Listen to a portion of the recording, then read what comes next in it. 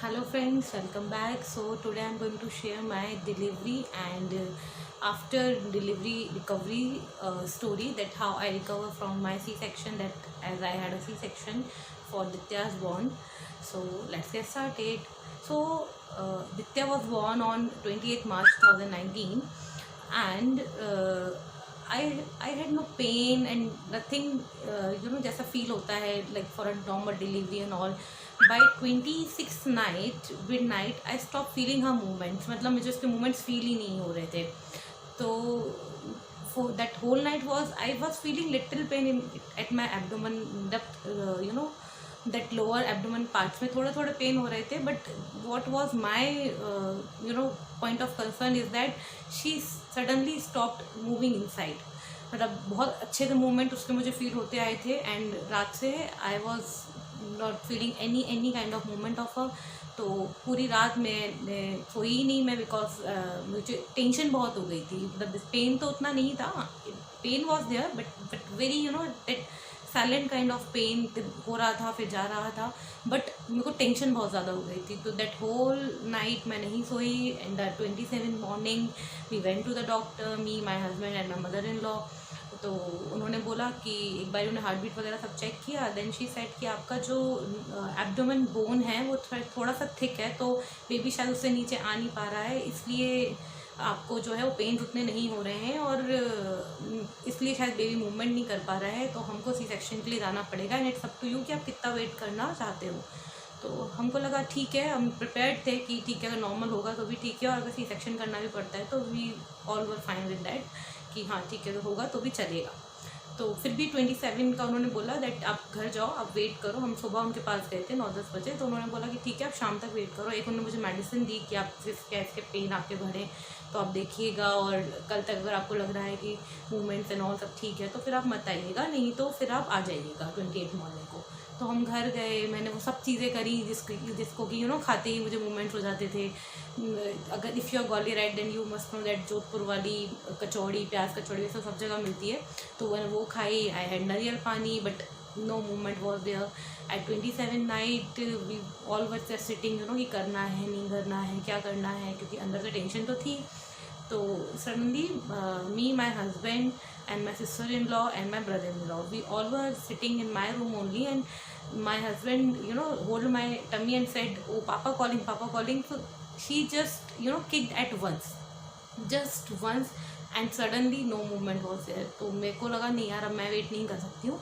और अगले दिन हम पहुँच गए बस डॉक्टर के यहाँ. तो मैं, my husband, my brother in law वो सीधे कॉलेज से वहाँ पहुँचा था. Before my delivery was there. तो और my mother in law and my one more mother in law, जो कि मेरी मदर इन लॉ की वो सिस्टर इन लॉ जेठानी हुई, वो हम सब गए and my sister in law too. तो हम पहुँचे और बस उन्होंने फटाफट से वो पूरा एक बार चेक किया और प्रोसीजर स्टार्ट कर दिया सडनली. एंड एट जब इट वॉज फर्स्ट डिलीवरी था तो आई वॉज सो नर्वस. इतना सुना हुआ था कि वो एनेस्थीसिया देते हैं, पेन होता है एंड ऑल.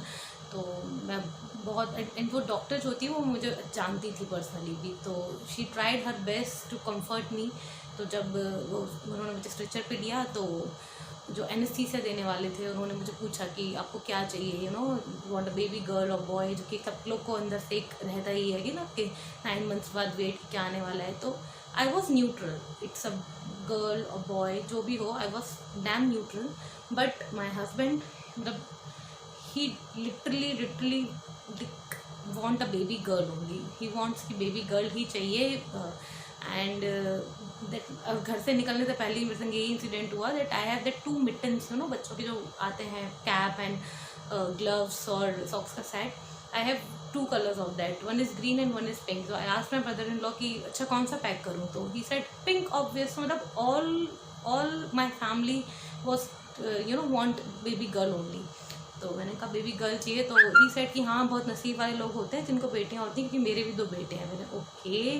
और बहुत आराम से उन्होंने मुझे एनेस्थीसिया दिया, मुझे कुछ भी पता नहीं पड़ा. एंड बस मेरी बॉडी थोड़ी सी पूरी सुन्न हो गई थी, but I was hearing all of their voices, क्योंकि मेरी बात उनसे हो रही थी, वो मुझे कंटिन्यू इन्वॉल्व किए हुए थे बातों में.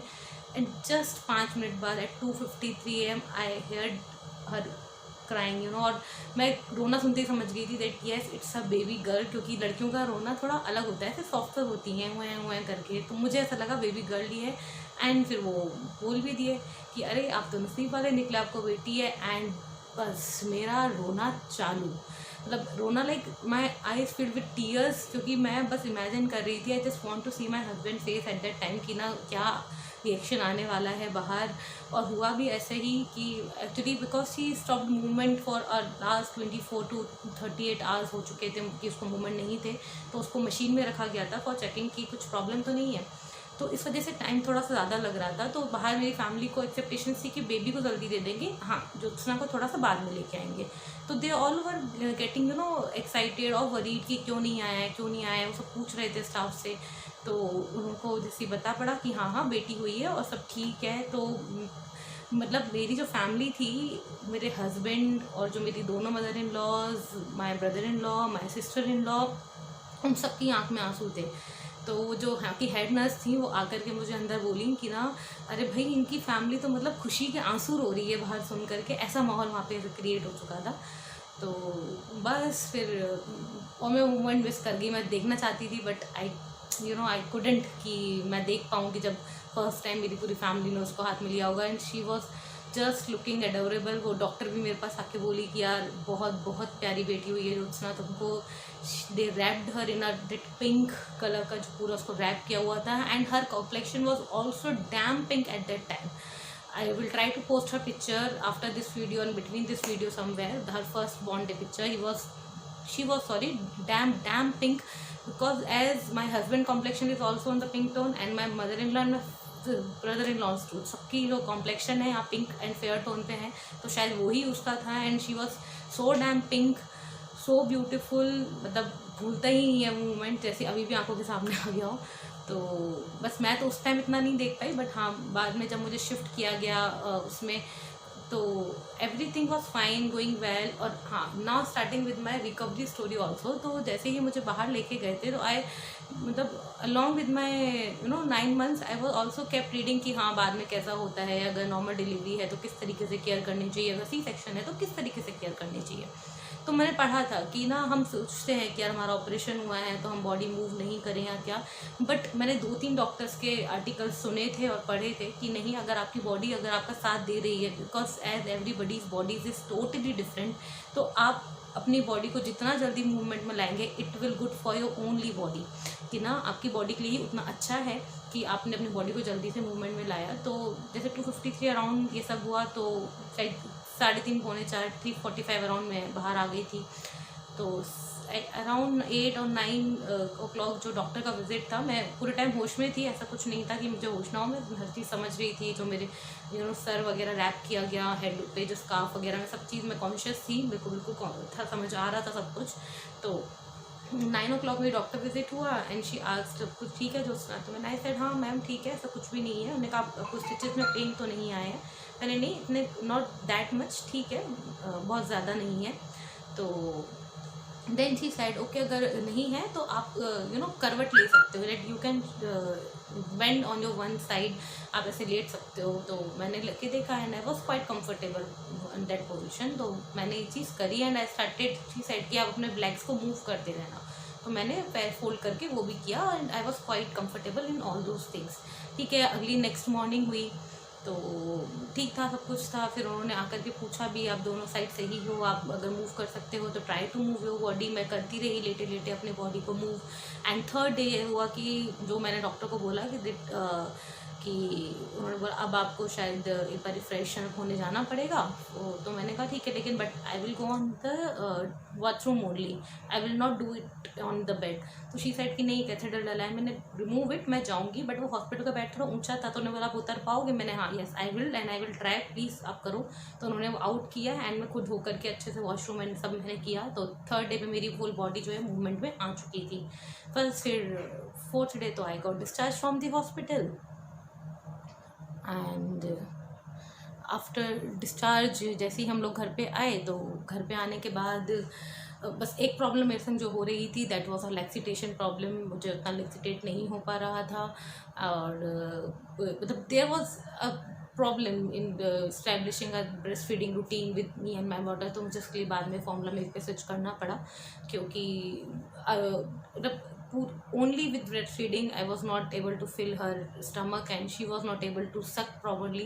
So जो those were the things that was happened. तो ठीक है, बस यही एक थोड़ी सी प्रॉब्लम हुई थी मुझे आफ्टर जो था डिलीवरी में, ऑपरेशन के जो प्रोसीजर था रिकवरी में, बाकी everything was fine as well, मतलब pretty fine.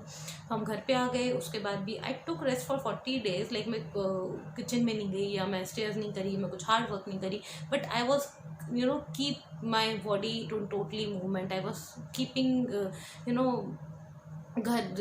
doing my room work, doing my baby stuffs. I was doing everything. I was walking, but I was not doing heavy work, but a very light work I was doing. After my stitches cut at the 7 days, 7 दिन तक तो फिर भी I was making sure कि हाँ stitches पे जोर ना पड़े, but उसके बाद I was moving lightly. And by the 41st day I started doing a work as I used to do before conceiving her, because after conceiving her भी मैं थोड़ा सा लाइट वेट पे वर्क्स पे ध्यान देती थी. I was in active all through my 9 months. मैं कभी भी I was never on a bed rest, but हाँ फिर भी light work, but after as everybody use to do the work, तो मैंने वो चीज़ स्टार्ट करी. एंड यही मैं कहना चाहती हूँ कि everybody's body is totally different. मुझे कभी कुछ प्रॉब्लम नहीं आया था बैक पेन वगैरह का, मैंने अपनी बॉडी ऐसे ही मूव करना स्टार्ट करी. The only thing was that I was not doing any kind of exercise, because I don't have that much time for me, because family दित्या तो नहीं हुआ. And here one more thing, मतलब दित्या ही एक छोटी बेबी थी जिसे मैंने देखा था, because I am belong to a very nuclear family from my maternal side. तो मैंने कभी भी नहीं देखा था कि इतनी छोटी बच्चे को कभी भी कैसे how to feed her, bathe her, massage her, how to change her clothes, how to make them sleep. मैंने कभी इतना छोटा बच्चा देखा ही नहीं था. तो इसमें मेरी फैमिली ने मुझे बहुत सपोर्ट किया. माई इन लॉज फैमिली, यहाँ पे जितनी भी मेरी मदर इन लॉज थी उन्होंने, माई sister in law, my brother in law, every one जो मेरी फैमिली में है उन सब ने मुझे बहुत सपोर्ट किया. इन माई इन लॉज फैमिली मतलब उन्होंने एक चीज़ मुझे सिखाई, समझाई, मैंने बहुत कुछ सीखा. स्टार्टिंग के 3-4 महीने तो आए, तो मैंने सब चीज़ सीखी धीरे धीरे. आई केप्ट लर्निंग की कैसे सब करना है. एंड आई ठीक है, बाय 6 or 7 months, बस 6-7 महीने में, 6 to 7 months में आई गेट टू न्यू कि हाँ कैसे करते हैं. प्रीटी मच गेटिंग कैसे करते comfortable with her and making comfortable her with me also and getting comfortable with her. So now everything is pretty much settled and fine, and still I am learning. I keep learning from my elders कि कैसे क्या करते हैं. तो वो journey तो हो गई अच्छे से with the help of my family members. और अब मेरी आई रिकवरी की बारी. तो बस मैंने काम करना स्टार्ट किया and suddenly I started feeling so exhausted by the 6 or 7 months की जब नृत्या हो गई थी. इतना मुझे टायर्डनेस लगती थी अपनी बॉडी में, मेरी बैक पेन करती थी. मैं कर तो लेती थी but I use to get a tremendous pain in my back, कि मेरे को बहुत पेन होता था और मैं थक जाती थी जल्दी से. ऐसा लगता था बॉडी को बस मैं ऐसे पुश कर रही हूँ, धक्का मार रही हूँ, बट उतनी स्टेमिना नहीं होती थी. फिर स्लोली जैसे कि वो बड़ी हुई, थोड़ा सा टाइम मुझे मिलना स्टार्ट हुआ, जैसे रात को थोड़ा बहुत सोना स्टार्ट किया, तो दिन में उसका एक शेड्यूल बनने लगा. तो when she get 1 year old I started doing workout, I started doing yoga, जो कि मैं शेयर करती रहती हूँ ऑन माई इंस्टा फीड्स कि मैं क्या रूटीन मैंने अपना चेंज किया. I start taking bottle gourd juice, that weight loss drink, and now days I am trying also spinach juice. वो भी मैं बहुत जल्दी शेयर करूँगी if I find it working for me. तो मैं ये सब चीज़ें मैंने स्टार्ट की. मैंने अपने लिए थोड़ा सा 30 minutes में निकालती हूँ अपने लिए 3 to 4 times in a week, and I feel a drastic change in my body. मेरी को स्टेमिना में, मेरी बैक पेन तो मेरा गायब हो गया जैसे touch wood, but I don't have back pain now. मैं कितना भी काम कर लूँ, मैं लाइक 4-5-6 घंटे 7 घंटे कंटिन्यूसली खड़ी भी हो जाऊँ, बट मुझे बैक पेन नहीं होता है, जो कि बहुत ज़्यादा होता था एक टाइम पे. और बस मेरे को अपनी स्टेमिना वापस मिल गई. I started getting my confidence back. और I always wanted to this be my first face of video, because दित्या birth is the only thing जो इतना सब कुछ चेंज लाई मेरी लाइफ के अंदर, इतनी चीज़ें सीखने मुझे मिली, बिकॉज वो जो 9 मंथ्स जो मैं रेस्ट करती थी या मैं अपने लिए टाइम निकालती थी, उसमें ही मैं सब कुछ पढ़ती थी। I start reading books, I start reading articles कि हाँ क्या खाना चाहिए क्या नहीं खाना चाहिए, मतलब इन प्रेगनेंसी और without pregnancy in your daily routine. तो वो सब मैंने अप्लाई करना चालू किया when she got 1 year old at 28 March 2020, जो कि लॉकडाउन में उसका बर्थडे रहा। तो उसके बाद मैंने सब कुछ चीज़ें सीखी हैं, that I am sharing on my Instagram, कि जो मुझे आता है, जो मुझे लगता है सही है, जो मेरे लिए वर्क करता है, माई एक्सपीरियंस इन लाइफ। तो वो सब कुछ मैंने सीखा, और जब मैंने फॉलो करना स्टार्ट किया तो I found it very very big and a good positive changes in my life, and I keep sharing it that. So guys, if you like this video, please comment, like and share, and stay tuned. Thank you.